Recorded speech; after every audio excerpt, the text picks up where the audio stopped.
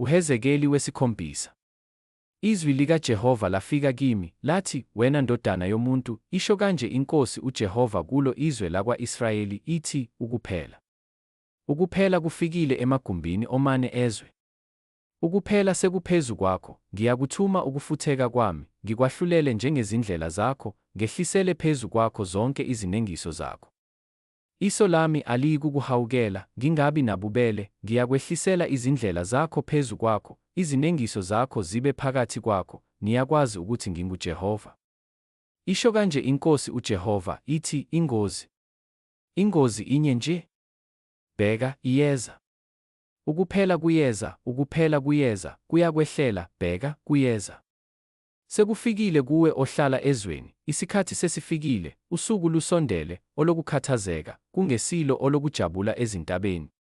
Manje sengiyakuthulula masinyane ukufutheka kwami phezu kwakho, ngifeze intukuthelo yami kuwe, ngikwahlulele njengezindlela zakho, ngehlisele phezu kwakho zonke izinengiso zakho. Iso lami aliyikuhawukela, ngingabi nabubele, ngehlisele phezu kwakho njengezindlela zakho, izinengiso zakho zibe phakathi kwakho, nazi ukuthi mina Jehova ngiyashaya. Bhekani usuku. Bhekani luyeza, sekuphezu kwakho, induku iyaqhakaza, ukuzidla kuyahluma.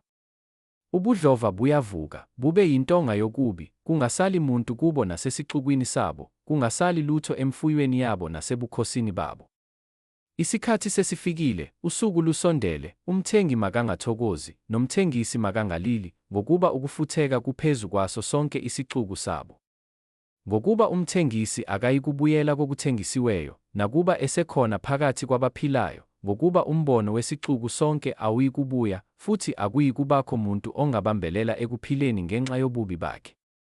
Babethile icilongo, balungisile konke, kepha akakho ophuma impi, ngokuba ukufutheka kwami kuphezu kwaso sonke isixuku sabo. Yinkemba ngaphandle, yisifo nendlala ngaphakathi, osensimini uyakufa ngenkemba, osemzini uyakuqedwa yindlala nesifo. Abaphunyukileyo babo bayakuphunyuka, babe sezintabeni njengamajuba asezigodini, bakhale bonke, kube yilowo nalowo ngezono zakhe. Zonke izandla ziyakudangala, nawo onke amadolo abe buthakathaka njengamanzi. Bayakubhinca izindwangu zamasaka, uvalo lubasibekele, amahloni abe sebusweni bonke, nobumpandla kuwo onke amakhanda abo. Bayakuphonsa isiliva labo ezitaladini, igolide labo libe yinto engcolileyo, isiliva labo negolide labo kungabi namandla okubophula ngosuku lwentukuthelo kaJehova, abayikusuthisa imiphefumulo yabo, bangagcwalisi izibilini zabo, ngokuba kade kuyisikhubekiso sobubi babo. Ukukhazimula kwezimvunulo zakho bakubeka kwaba ngukuziqhenya, benza ngakho izithombe ezinengekayo nezizondekayo, ngalokho ngikwenzile kwaba yinto engcolileyo kubo. Ngiyakukunikela esandleni sabafokazi, kudliwe, nakwababi bomhlaba, kube yimpango, bakungcolise. Ngiyakufulathelisa ubuso bami kubo, balingcolise igugu lami, kungene kulo abaphangi, balingcolise.